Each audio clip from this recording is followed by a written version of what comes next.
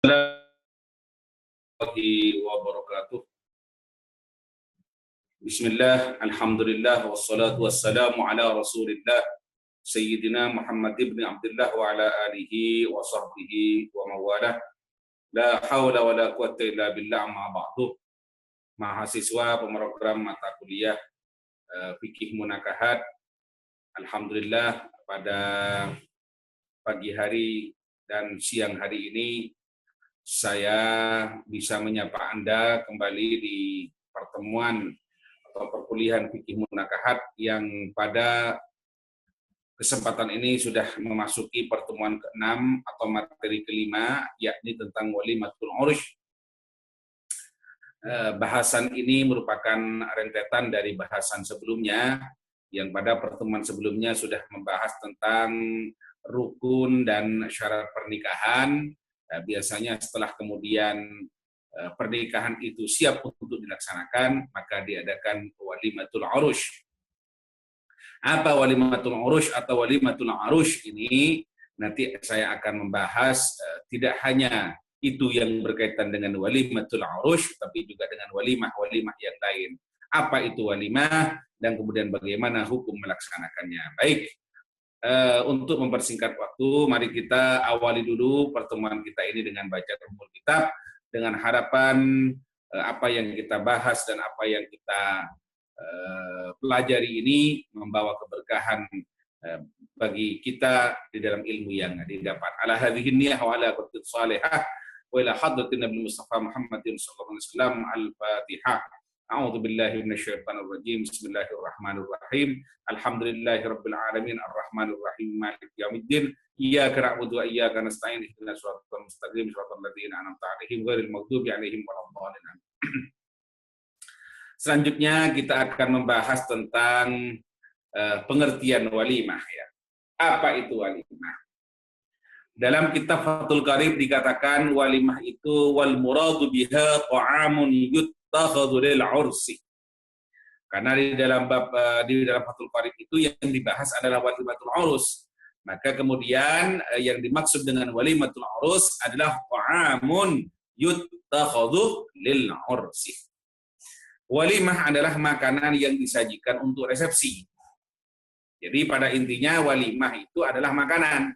Jadi kalau ada orang melaksanakan walimah tak ada makanan, maka itu namanya walimah lejekan. Walimah bohongan itu namanya. Walimah yang tidak sesuai dengan faktanya. Walimah itu harus ada makanan. Karena definisi walimah itu adalah ta'amun yuttakhadhu lil 'ursi aw ghairihi. Ya, adalah makanan yang disajikan untuk suatu resepsi. Jika resepsi itu adalah pernikahan, maka walimah urush adalah makanan yang disajikan untuk resepsi pernikahan. Di dalam kitab Fathul Qarib dinyatakan seperti itu. Wa qala Syafi'iyyu tasduqul walimatu ala kulli da'watin li hadisi sururin, katanya. Menurut Imam Syafi'i radhiyallahu an, walimah itu, kata walimah itu juga cocok digunakan bagi segala bentuk undangan karena baru saja mengalami kebahagiaan. Itu katanya Imam Syafi'i. Jadi menurut beliau, walimah itu juga bisa disandingkan bagi setiap undangan-undangan yang dalam undangan tersebut itu menunjukkan ekspresi kebahagiaan. Ini definisi dari yang disampaikan oleh Imam Syafi'i. Ini juga dinukil oleh Abul Qasim Al-Ghazi dalam kitab Fathul Qarib. Tasdukul walimatu ala kulli da'watin li hadisi sudurin. Ya, jadi walimah secara pemahaman syar'i itu adalah makanan yang diproyeksikan untuk acara pesta atau acara yang di situ ada hudusi atau hadisi sudurin. Ada nuansa kebahagiaan. Ini menurut pendapat Imam Syafi'i dan juga apa yang disampaikan oleh Abul Qasim dalam kitab di dalam kitab Fathul Qarib. Ya. Selanjutnya ada juga definisi yang disampaikan bahwa walimah itu adalah ta'amun suni'a fil mahafili wal ijtima'ati arusan kana aw ghairu. Wah, ini sudah lebih luas. Jadi yang disebut dengan walimah itu adalah makanan yang dibuat untuk perayaan-perayaan dan pertemuan-pertemuan, baik itu pernikahan atau yang lainnya. Ya, baik itu pernikahan atau yang lainnya. Ya. Dalam definisi yang lain dikatakan walimah itu hiya min walamah atau min walmi. Kata walimah itu dari kata walam wa huwa al-ijtima. Maknanya adalah al-ijtima, berkumpul. Wahia adapun lafaz walimah itu juga taqa'u ala kulli ta'amin yuttakhadhu li sururi hadithin min arsin wa imlakin wa ghairihima. Lakin istimalaha fil ursi ushtuhira atau ishtahara. Lafaz walimah itu dari kata walama yang maknanya berkumpul. Walimah itu dipakai untuk setiap makanan yang dijadikan hidangan ketika ada kebahagiaan, baik itu pernikahan, kelahiran atau yang lainnya. Namun penggunaan kata walimah dalam walimatul urus itu sangat masyhur. Jadi kalau sudah disebut dengan kata walimah, itu yang dimaksud adalah walimatul urus. Nggak hadir kewalimahan. Nah, itu maksudnya walimatul urus. Artinya kata walimah itu sudah masyhur untuk disandingkan dengan walimatul urus, yakni pesta atau resepsi pernikahan. Ini dari segi definisi ya. Jadi terus kemudian dasar hukum walimah. Ini pertama dari hadis Nabi, ya. Dikatakan di sini annahu sallallahu alaihi wasallam aulama ala safiyatin ala safiyata bitamrin ala safiyata bitamrin wa samnin wa aktin katanya. Jadi annahu aulama ala safiyata bitamrin wa samnin wa akitin. Rasulullah pernah mengadakan walimah untuk Sofiyah dengan hidangan kurma, minyak, dan akad. Ini. Dalam redaksi yang lain, aulama walau bisyatin katanya. Aulim walau bisyatin. Aulim walau bisyatin. Undanglah orang untuk melakukan walimah, makan-makan, walaupun hanya dengan hidangan seekor kambing. Ini hadis yang sangat populer ini, aulim walau bisyatin. Ya kalau kemudian tidak mampu dengan syatun, ya bida jajah.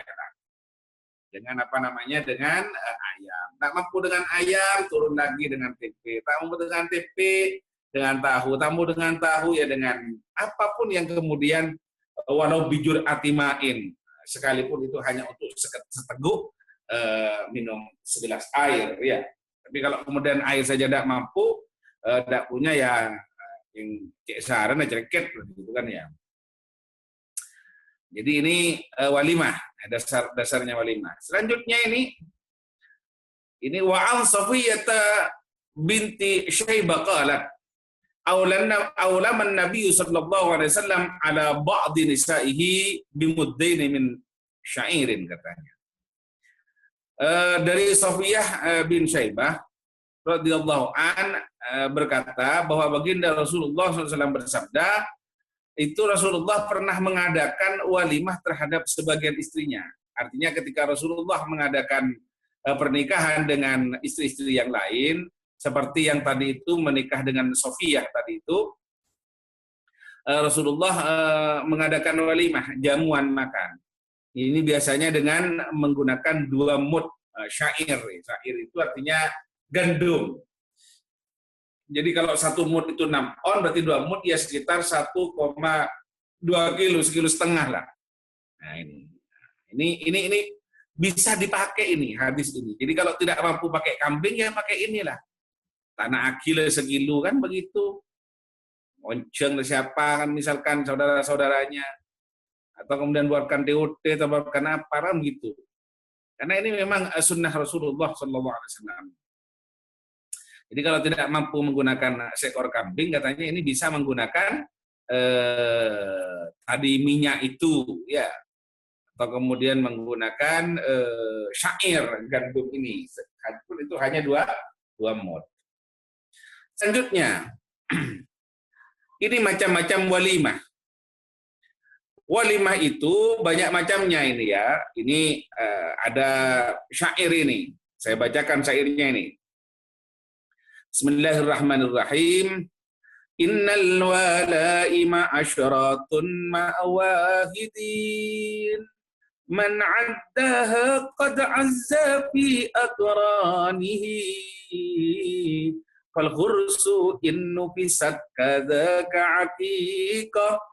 للطفل والعذار عند ختانه ولحفظ قرآن وآداب لقد قال الهذاك لهذكيه وبيانه ثم الميلاك لعقده ووليمة في عرسه فاحرص على إعلانه وكذاك معدبة بلا سبب يرى ووكيرات لبنائه لمكانه ونكيعة لقدومه ووضيمة من أقرباء الميت أو جيرانه ولأول الشهر الأعصم يطيرا جاءت هودي تغزالي رفعة شأنه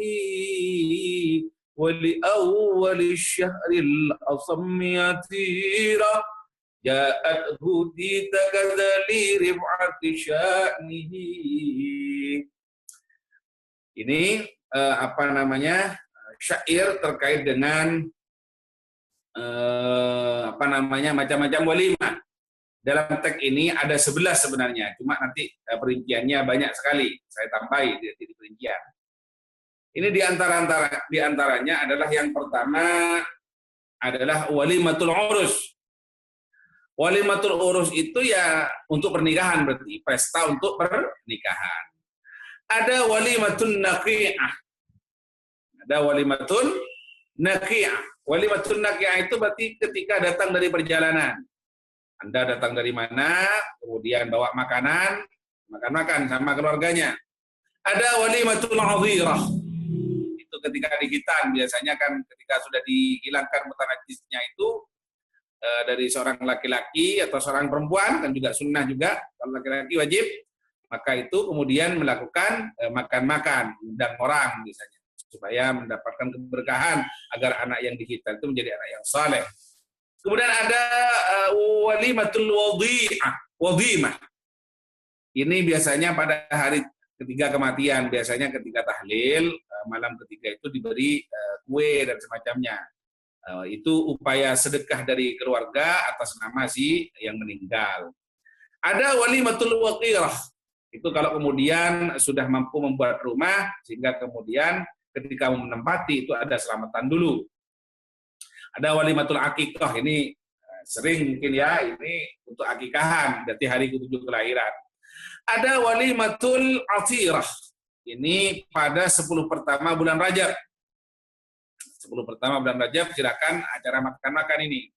Kemudian ada walimatul mishdah, ini dibuat pada waktu khatam Al-Quran, atau walimatul hizak ini dalam istilah yang lain. Atau kemudian walimatul amlak atau sadaqiyah waktu akad nikah. Kalau walimatul urus kan malam harinya, waktu akad nikahnya, imlak atau amlak ini itu ketika akad nikah. Ada walimatul hidak di hifdzil Quran atau di hakikihi untuk kecerdasan. Ada walimatul tuhfah, ya. Ini bagi pengunjung. Jadi kalau ada orang yang mengunjungi orang lain itu dikasih suguhan, ya. Ini ada walimatul qura, itu untuk tamu. Kemudian ada walimatul khurs. Walimatul khurs itu ketika melahirkan, yaumal wiladah biasanya. Selapanan menjang ing madhurin. Selapanan. Itu biasanya ada makan-makan. Ada walimatul fara'. Walimatul fara' ini tradisi orang jahiliyah dulu. Kalau kemudian punya unta yang lahir pertama, itu biasanya diselamati, disembelih. Supaya nanti kelahiran-kelahiran keduanya itu tidak mati. Ini kan awwalu nitajin naqah. Pertama kelahiran unta. Kana ahaduhum bil jahiliyah yadhbahu baqrana qatihi aw syadihi raja al barakah bima yati ba'dahu, itu katanya. Salah satu di antara mereka orang-orang jahiliyah itu menyembelih perawan itu dari untanya. Jadi kelahiran pertama dari untanya atau kambingnya dengan mengharap adanya barakah pada kelahiran berikutnya. Kemudian kalau Anda yang punya kambing ya silakan, ini kambing lahir pertama misalkan ya silakan, itu diproduksikan untuk dibuat makan-makan. Biar nanti kelahiran-kelahiran keduanya tambah barakah. Barakah itu kan ziyadatul khair, bertambah kebaikan. Ada walimatul ma'dubah. Ma'dubah itu lil khillan wal ahbab bila sabab. Itu untuk teman dan orang yang dicintai tanpa ada sebab yang melatar belakangi. Misalkan ada orang yang kau kasihi atau yang kau cintai, atau kemudian ada teman-temannya, ayo makan-makan ke rumah. Pokoknya tanpa sebab, pokoknya ada cara makan-makan, itu namanya walimatul ma'dubah. Tapi kalau untuk kalangan tertentu tidak banyak, misalkan hanya untuk pimpinan, pejabat, orang-orang yang kamu kenal, itu namanya walimatul nukrah. Tanpa sebab juga. Tapi kalau tasakuran dalam rangka umum, itu namanya walimatul jufla. Nah, jadi ada 18 ini. Kalau di syair tadi ada 11, sehingga saya tambahin di sini. Ini macam-macam walimah. Semuanya sunnah ini, boleh dilakukan, boleh ya, karena ini dalam rangka bersedekah kan. Nanti hikmah walimah akan dijelaskan di belakang. Selanjutnya mengadakan walimatul urus. Bagaimana mengadakan walimatul urus itu? Jumhur ulama berpendapat bahwa hukum mengadakan walimah adalah sunnah muakkad. Hadisnya itu, qala Rasulullah sallallahu alaihi wasallam li Abdurrahman bin Auf aulim walau bisyatin. Rasulullah pernah bersabda kepada Abdurrahman, "Hei Abdurrahman bin Auf, adakan walimah sekalipun dengan seekor kambing." Jadi hukum mengadakan walimatul urus itu hukumnya sunnah muakkad. Yang lainnya bagaimana? Sunnah. Yang lainnya hukumnya sunnah. Kalau walimatul urus itu sunnah muakkad, kalau yang lainnya adalah sunnah. Kemudian hukum menghadiri walimah. Kalau menghadiri walimah itu hukumnya wajib, karena itu diundang. Termasuk salah satu hakul muslim alal muslim khamsatun kan. Idza du'iya ahadukum falyatiha, katanya. Itu ada hadis Nabi riwayat Ibnu Umar, kalau kamu diundang untuk acara walimah, maka datanglah. Jangan hanya acara walimah, Anda diundang acara-acara apapun saja, kalau itu kemudian berkaitan dengan kebaikan, Anda wajib menghadiri, karena itu termasuk hakul muslim alal muslim. Pak, bagaimana kalau kemudian ada kegiatan lain yang sama-sama wajib? Oh, tidak apa-apa. Karena ada kaidah al-wajib la yutraku illa bil wajib. Misalkan pada waktu karena ngajar, seperti saya misalkan malam hari masih ngajar ke santri ya, sementara undangannya habis maghrib, saya ada diundang orang, sementara saya juga harus ngajari anaknya orang yang dititipkan ke saya. Nah, ini bagaimana? Maka menurut kaidah al-wajib la yutraku illa bil wajib, boleh. Sesuatu yang wajib boleh ditinggalkan karena melaksanakan kewajiban yang lain. Ya. Kalau melaksanakan kesunahan, tidak boleh kewajiban ditinggalkan. Sementara mendatangi walimah itu hukumnya wajib. Tapi jika undangannya bersifat umum, tidak tertuju kepada orang-orang tertentu misalkan, maka tak wajib mendatangi. Seperti contohnya, orang mengundang, wahai orang-orang yang banyak datanglah ke walimahan saya. Tanpa disebut orangnya, nama-namanya tak disebut, maka itu tak wajib datang. Deki mun sempat kecepok gini. Itu pada waktu itu banyak orang, boleh sempat nang omah. Tanpa menyebut nama satu persatu, maka itu tidak wajib datang. Tapi kalau kemudian, Baitawi, Rian, Rudi, Roni, nanti malam hadir, nah, itu berarti sudah by name, maka wajib hadir. Kalau tidak by name, maka tak wajib hadir. Selanjutnya adalah hikmah walimah. Apa hikmah walimah ini? Yang pertama adalah sebagai ungkapan rasa syukur kepada Allah Subhanahu wa taala, ya, dalam rangka tasyakkur ila Allah taala, ya, bersyukur. La in syakartum la azidannakum wa la in kafartum inna adzabi lasyadid. Kalau kamu mau bersyukur kepada Allah, niscaya aku akan menambah, katanya. Tapi kalau kamu kufur terhadap nikmatku, maka azabku sungguh pedih, katanya Allah Subhanahu wa taala dalam firman-Nya surat Ibrahim itu. Kemudian tanda penyerahan anak gadis kepada suami dari kedua orang tuanya. Ya, biasanya kan seperti itu ya, kalau di dalam acara walimah itu. Sebagai tanda resmi adanya akad nikah. Nah, ya, jadi kalau sudah ada walimatul urus berarti sudah resmi itu. Itu sudah halal hubungan suami istri. Sebagai tanda memulai hidup baru bagi suami istri. Ya, kan momen seumur hidup biasanya sekali. Sebagai media pemberitahuan kepada orang banyak mengenai pernikahan sehingga terhindar dari fitnah. Nah, ini media iklan, pengumuman, biar kemudian tidak dicurigai itu hubungan kumpul kebo. Oh, ini sudah menikah. Buktinya apa? Itu ada walimatul urus. Sarana untuk bererat tali silaturahim baik antara keluarga kedua mempelai atau antara kedua mempelai dengan masyarakat. Nah, itu. Ini kan menggabungkan dua keluarga mengenal, maka diadakanlah walimah ini, saling datang satu dengan yang lain supaya tambah erat. Dengan masyarakat juga begitu. Dapat menjadi wahana untuk saling mengingatkan, menasihati dan mendoakan. Ya, biasanya kan itu diisi dengan membaca sholawat, ya, kemudian diisi mau'izatul hasanah tentang hikmah pernikahan dan semacamnya. Agar kemudian baik itu yang kemanten baru ataupun kemanten yang sudah lapuk itu sama-sama menghayati tentang pentingnya pernikahan itu sendiri dan bagaimana mempertahankannya. Kemudian sebagai tanda menghormati sesama muslim dengan menghadiri undangan, ya, sebagai tanda menghormati muslim dalam rangka menghadiri undangan seperti yang saya katakan tadi itu. Ya, wa idza ta'lima dalam Al-Qur'an wa idza quyitum bi tahiyyatin fahayyu bi ahsana minha aw rudduha. Kalau kamu dihormati, diberi penghormatan oleh seseorang dengan penghormatan, maka fahayyu. Wa idza quyitum bi tahiyyatin fahayyu bi ahsana minha. Maka kamu balas penghormatan itu dengan yang lebih baik. Kalau tak mampu aw rudduha, atau kembalikan semisalnya.